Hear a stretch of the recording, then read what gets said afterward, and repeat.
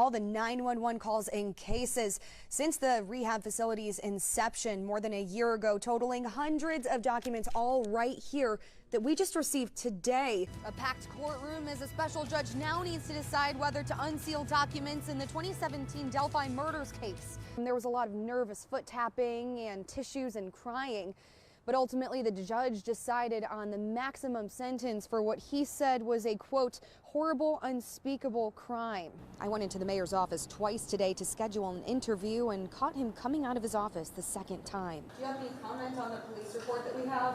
That's what we're not going to talk about. Okay, I just wanted to double check. Thank you, sir. Is there a time I can schedule with you? The lawsuit filed within the last week asked for a jury trial and punitive damages to 9 former patients of Praxis Landmark Recovery. Tried to reach the massage owners at their home on South Bend's Buckhorn Drive, but have not received a response. Indiana and Michigan have assessed at least 2/3 of total rivers and streams.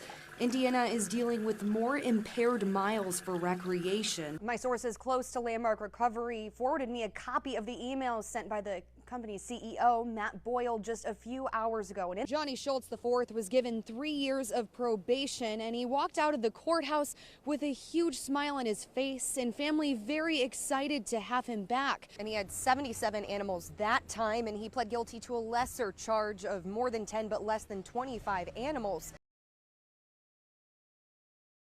New information from St. Joseph County Police detailing numerous calls for service to Praxis Landmark Recovery in Mishawaka. Based on the records, there have been 5 overdose investigations from when the facility opened last August until now. In addition to the 3 deaths at the rehab center this July, there was a death in November 2022. Kelsey Farver, a former addict herself, was one of the first staff members when it opened. They were treated worse. They're treated worse than people in prison. St. Joseph County Police also detailed in the records there were multiple occasions where the staff or facility did not cooperate with authorities. A reported drug overdose from April 2023 detailed that police received, quote, significant resistance from staff from obtaining basic information, and that a clear plastic baggie next to the victim had been collected by a staff member before police arrived. Any issues, you need to contact management before contacting the police. Why is that? I'm not going to wait to call management. I'm calling the police. Included in the police reports, alleged information of patients being forced out with nowhere else to go, some of them living hours outside Michiana. Cindy Endicott and other neighbors who live near Praxis say they don't feel safe since the addiction center moved in. Endicott says many patients have left the facility and they've wandered around her street asking to use people's phones and for rides home. I know that we need a rehab center for addictions and stuff. People need help. I understand that. But it scares me, especially with the fact that you have a school within a mile, both directions. Farver and other employees and former patients WSBT 22 has spoken with allege there wasn't enough staff to run the facility, lack of security, and long wait times for medications. She says she felt unsafe working at Landmark and left after about 2 months. So I'd like to see a bunch of people that have been affected by this to go to the state level and demand quality Medicaid facilities in this state, because this is asinine that this is going on.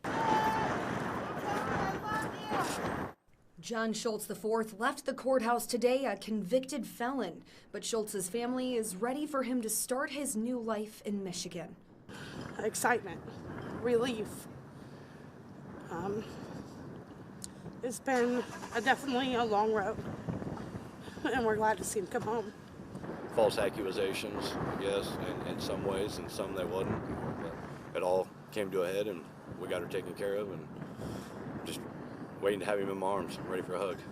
Schultz will have to get his GED and do community service according to his terms of probation. He will not be able to use drugs or alcohol, have firearms in his home, or live near Rochester and Caston schools. Defense attorney Joseph Bauer says the outcome is fair. This kid gets a second chance at life. He gets to go past the mental health and the drug problems that he's faced, past the non-supervision, and he gets that help and that structure that he needs. Prosecutor Michael Mars says the outcome isn't what they wanted, but he's glad the co-conspirators are convicted of conspiracy to commit murder. This situation was good police work. Luckily, no one died, and hopefully, this sends a message that we don't have any more activity like this in Fulton County. For those who grew up with both parents in a nuclear family, it's hard to imagine life without one of them. But what if you lost a parent and decades later still don't know where they are or what happened to them? James and Dina Sanders were just 2 and 5 years old when their mom, Janice Sanders, was last seen in Niles, July 1975. She was just 24 years old.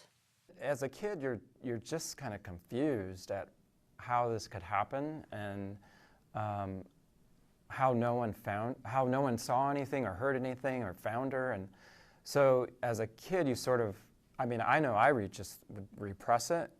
You know, you're going through puberty and you're growing up and then just trying to process everything, and you just make yourself forget. According to police reports, Janice was last seen at Pete's Patio clocking out of her waitressing shift at midnight on July 21st.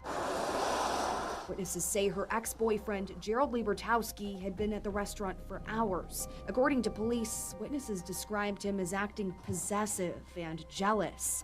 Reports say Janice was last seen with Gerald talking in the restaurant's back parking lot. Gerald was questioned by police the next day with facial injuries that witnesses say they did not see the night before. Police discovered Gerald was connected to another missing woman, this one out of South Bend, Janice Langs, in 1973. He was charged with first-degree murder in Janice's disappearance in 1976, and soon after charged with open murder of Janice. When Janice's case went to trial later that year, Gerald was found not guilty. After that decision, charges connected to Janice's disappearance were dropped.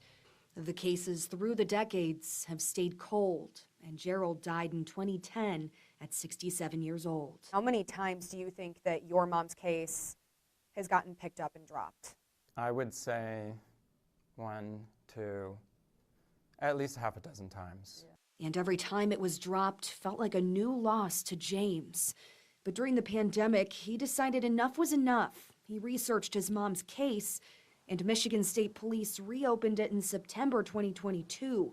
Janice's case is now recognized as an abduction homicide. The new classification, which, you know, for the average person may just not be important information, but for us it's a game changer because it's a signal to us as the family that this time it's real. It's also a group effort to bring these women home and give them a proper burial. Michigan State Police, South Bend Police, Notre Dame's Biochemistry and Engineering departments, and Western Michigan University's environmental and cold case programs all helping out. The highly competitive cold case program started in 2021 and has investigated 9 cases. The small groups of students tasked with organizing and digitizing old documents and meeting with detectives to bring a new perspective on these unsolved crimes. Some of these cases are like 40, 50 years old and haven't really been looked at and given the attention, and you give them to a bunch of college kids who are super excited to get their hands on them. I feel like it really does help move along the process. For Janice and Janice's case alone, the students worked their way through boxes filled with more than 5,000 documents. The program director says this was a major challenge. It boggles your mind how much information is out there, but then when you can do a search on somebody's variation of somebody's name, and you can find out who was mentioned in every single page of that document within seconds, it just changes the whole ballgame, really. Those in the class more motivated than ever to bring these families some sort of justice. Knowing that there are real people still being affected by this, meeting Janice's family, they're still so driven to find answers, and that's what we're doing this for. And James and Dina, more hopeful than ever. And there's no reason why we can't find her. There's got to be no reason why we can't. Just because there's so much technology nowadays, and I just know those students out there, they're going to find her. I know they are. With cold cases, time moves on and some people forget, but that pain remains for those who lost their loved one. But one Michigan State trooper could not shake Janice's case, and he's actually back helping the team investigate. I sat down with him for an interview in his Jackson, Michigan home, and his story only available tomorrow night at 6. For WSBT 22 News, I'm Erica Finke.